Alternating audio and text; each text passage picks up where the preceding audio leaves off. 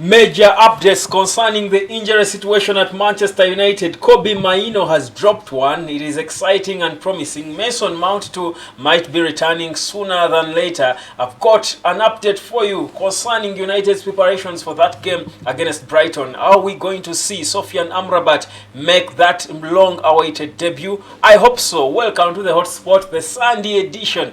Man in black. I'm all black today. Yes, black shorts, black shirts, all black, everything.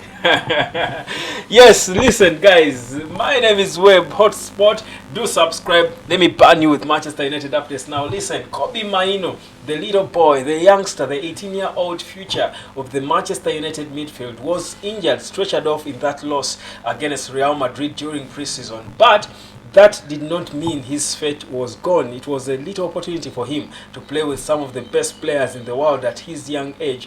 But it did not go on so well because after 2 minutes he was limping off because of injury. But what we are having now is that this kid might be returning very soon, and that will be good because it will add competition in the middle of that pack for Casemiro and Sofyan Amrabat and everyone else, Scott McTominay, because I'm telling you, Kobbie Mainoo is as good as everyone else. They might be more experienced than him in that role, in the central defensive midfield position, but trust you me, he is good. He is world class. Soon he will be world class. Now the update is that this week, should have been on Wednesday, he dropped a little image on his Instagram and accompanied it with a clock emoji, as if to suggest that he's back to training and very soon he might be returning. Now remember, Erik ten Hag, the boss, was recently quizzed or asked about Kobbie Mainoo and his injury, and it should have been before the game against Tottenham Hotspur, and he made it clear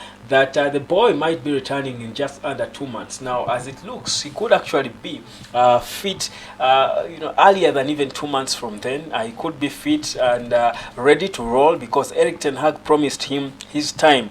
After that injury, he assured him that when he recovers, he will be given more time to try to fit in and try to grow into a serious first team player, because surely we do need him. He has played a few games in the FA Cup, I think in the Carabao Cup. He played a game in his debut, I think, came against Leicester in the Premier League. He has been thrown out there to try and test him, but that injury for me just slowed him down. But that's the nature of the beautiful game. We spoke about his return, and guys, it seems to be just around the corner. But the return of Kobbie Mainoo for me would be good because first of all, it's a huge opportunity for him to play alongside Casemiro and Sofyan Amrabat, or one of the two. Of course, it might be difficult for the three of them to be playing at the same time, but for me, the reality is Casemiro's best is behind him. We clearly see that Casemiro is increasingly becoming tired. So very soon Casemiro will be there for more of for his experience more than playing time. He will certainly in a few years, maybe 2 years, he will be. I don't think he will be a starter at Manchester United, though I think he will still be there and he will be an important player for the club. But I feel like his best is behind him. His legs are getting a bit tired, understandably. He has achieved a lot. He has played so much football. He has covered a lot of yards. So a youngster like Kobbie Mainoo has got a huge opportunity to be able to train with Casemiro and Sofyan Amrabat, learn from them, but also later on try to build a relationship with Amrabat, because my thinking is in 2025, I think the midfield of Manchester United will be manned mostly by Kobbie Mainoo and Sofyan Amrabat. Remember, Amrabat is on loan now, but according to the contract we've got with Fiorentina, we've got an obligation to buy him, to buy him after the 1 year of his contract. That was the clause actually that put us back and forth with Fiorentina when we are trying to sign him. So for me, he's one for the future. I think he will be I feel like he will be our next Scholes. I feel this boy is that good. I feel, or he could be a more of Veron. Veron was not the most successful player at Manchester United. He had his good season, but I feel like Scholes has a bit more. Scholes' style was a bit different because he gave you a lot, going forward with his long range passes. He's not really the Scholes kind of player, but I feel we'll get to learn, but he's 18. He can learn and be any player. I think he has got a lot to learn ahead of him. So for me, Kobbie Mainoo is the future of the Manchester United midfield. I think in 2025 he should be partnering with Sofian Amrabat, Casemiro coming in here and there, because I feel he will be aging at that time. So for me, Mainoo returning now when Amrabat as well is there and Casemiro is it's a huge opportunity for him to learn and build something that will make United, I think, strong again, because I think United over the years has been known for having a strong midfield, having midfielders of character, and we've lacked that in a while. Lately, guys run through us. I saw Martin Keown bragging about how all teams can run through the middle of Manchester United like a highway, and I'm thinking, this is not who we are. We are known for dominating midfield. That's why we are dominating games, because football matches are dominated in the midfield. So for me, Kobbie Mainoo returning for me now would be so good, because Amrabat is there and he's hungry. Casemiro as well, I think, looks like he's believing in what's happening now. He's beginning to see the project that was promised to him. So for me, Mainoo, I think is one for the future, and his future should be now. Let him be fit and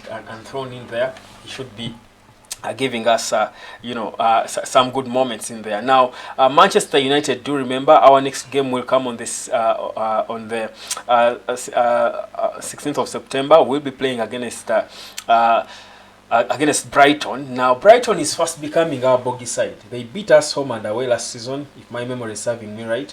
They beat us at their yard and at Old Trafford by 2-1. So they have obviously got every right to feel they can come out there, because they're going to be at Old Trafford. They have got every right to feel they can come out there and bully us, because they have done it before, like I said. So it's an interesting game, but also for me it's a good test for our players, and I hope Amrabat will make a debut in that game.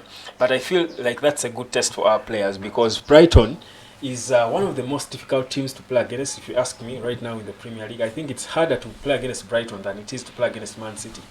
And you might call me crazy for what I've said, but the Zabi's style is so difficult to deal with. That is why Brighton is confusing teams. I think he's brought a whole different approach to football.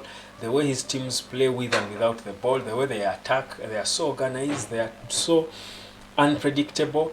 I feel like it's a good test for our midfield, what we are trying to build. If Amrabat is there with Casemiro, and I expect both of them to start in that game, or at least if Amrabat is not fit enough to start, at some point I expect to see Casemiro and Amrabat on the pitch at the same time. I feel like that game is going to give us a good idea, a different test, a different stretch, and I think it will also launch us well into the Champions League that will start in just a few weeks from now. And so it's for me a good game. It's a good game for us. It might seem like it has come a bit too early on us, but it's good, considering what we are building and how we want to have a look at how we set up and how we look. I feel like that's a beautiful game for us. So Brighton beat us home and away last season, but I don't think that's happening again. But anyhow, let's wait for that weekend. You can let me know how you think Man United should look, more so standing up against Brighton. Of course, the back line will always be predicted. Reguilon probably should be able to start on the left in that one, but I hope Amrabat starts in a 4-2-3-1. We see Amrabat. Now, it's difficult, and I think it's a bit tricky now for Erik ten Hag, considering how Christian Eriksen is performing in this international break for his country, Denmark, scoring and assisting twice, and for all his classic Christian Eriksen assists, with backflips and all. As a manager, you're confused. You're thinking this player has come with form. Scott McTominay also is throwing in a ring for himself. He's a cut-off scorer, scoring goals for fun for Scotland. So obviously the manager will be a little confused on who to start. I mean, do you bench Eriksen? Bruno Fernandes scored for Portugal. So how do you then select the team? Do you bring in Amrabat there and bench Eriksen? Do you start Eriksen with Casemiro and hope he will give you what he has given to Denmark? It's a confusing situation, by the way, for the manager. But for me, this is, I think, good headache. If each player is stepping up his game to try and fit in, I feel it's a good headache for Manchester United. Of course, with the exception of Harry Maguire, we saw how he was partly blamed again, like they always do blame him for everything and anything. But we saw how that goal Zichenko scored for Ukraine against England, and how Maguire was, caught off guard and of course again scapegoated like they always do. But the reality is, I think most of our players have tried to step up their game. They have looked better for their national teams, and we hope they replicate that when they come back. But in terms of Brighton, for me, whereas Eriksen is good, and I would love to see Eriksen play. But I also want to see Amrabat play together with Casemiro and see how it looks. So, an interesting selection headache for Erik ten Hag against Brighton. But the reality is, against Brighton, we need two sitting holding midfielders. So, for me, I would go for Casemiro playing alongside Amrabat if he's fit, and Bruno Fernandes playing a number 10. I would risk, put Eriksen out. Or I could push Bruno Fernandes, and I hate it, but the fact that Anthony most likely won't be playing, I would push Bruno Fernandes to the right, which I am always against, by the way. Bruno Fernandes is better playing behind the striker as a number 10, but given the form of Eriksen, I want to see Eriksen on that pitch. I don't see Eriksen playing on the right. I would put Bruno on the right, and then Eriksen as a number 10. Or risk try to put Eriksen on the right, and Bruno as a number 10, or they give them the freedom to keep switching between the two. So yeah, a bit of confusion and selection headache there for Erik ten Hag, but that's why he's paid millions of pounds to try and get solutions. But that's good headache for me, for any manager to have. All players looking good for their national teams, they return to training. If they impress, you see then what to do with them. So we don't have, what I'm realizing from this international break is that actually our players are not exactly bad. We don't have bad players. Our players are not poor. It's just something is not right with the club. And some have called it a curse. Of course, some people have called it a curse. But when the leadership is bad, when the people at the top are bad, however good you are, it's going to trickle down on you, and you will look bad as well. Because first of all, players play not only for the badge, but also for individuals, for their leaders, for their managers. I feel like this Manchester United club has for the longest time lacked someone players would die for. Back then it was for Sir Alex Ferguson. All players would die for Sir Alex Ferguson, not for the Glazers, because Sir Alex Ferguson was there when the Glazers were owning the club. But the players would play for Sir Alex Ferguson. Now, after Sir Alex Ferguson, we would struggle to know who the players are playing for. Now, you feel the players seem like now they are playing for Erik ten Hag, they can play for him. You feel like they want to, put their bodies on the line for the boss. But they need more than that. I think they need more than that, because certain players are not exactly happy with Erik ten Hag. Most of them are, but a few are not. So, for me, the poor management, which is evident, even the players see it. Perhaps if we the fans see it, don't you think it's obvious that the players as well see it? They just can't say. But the reality is, we are not actually such a bad team. We don't have so many, but we don't have poor players. We're not as poor as we look sometimes. It's just, I think, the whole setup, the whole leadership, the whole project is just in shambles, and it's affecting the players, obviously. But when they go to their national teams where they feel comfortable and settled, and where the whole system is working, they deliver. So I hope things get better by the day, and we see the talent in some of these little young players we've got. And when it does come out, I will tell you, we are going to be unplayable. But that's where we are. So not just Kobbie Mainoo, Mason Mount as well. Apparently he might be actually fit for the game against Brighton. However, the target is for him to return to play against Bayern Munich in the Champions League. Remember, we've got Bayern Munich to play, we've got Galatasaray as well, and FC Copenhagen. There is a lot of history. By the way, the Champions League is going to be exciting, and I'll drop a video about the Champions League in particular.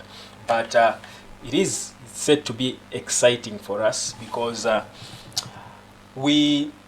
every game, every opponent we've got has got a story. There is a personal vendetta against them. For Galatasaray, we've sold players to them. Of course, Wilfred Zaha did not directly come from United to join them, but he's a former United player. You talk of, Fred. Several players from United to there. So there is a bit of that. Then Copenhagen, a former club for Rasmus Højlund. Then for Bayern Munich, they took our guys in Hurricane and Kim Mijé. So there is a bit of Correct. There is a story to each match in the Champions League we're going to be playing. So that's why when it comes, it's going to be exciting. So you don't want to miss a single game for the world. But this is where we are. The news this afternoon is that Kobbie Mainoo might be returning sooner than we expected. And for me, I would be excited to see this boy and how Erik ten Hag will use him and how he will learn and improve from playing with the world-class duo of Casemiro and Sofian Amrabat. That's the beauty of being a talented young player and being exposed to talented world-class players who have achieved. Hotspot, subscribe. My name is Webb. I'll come back and burn you with more news in just a heartbeat. Don't you move a muscle.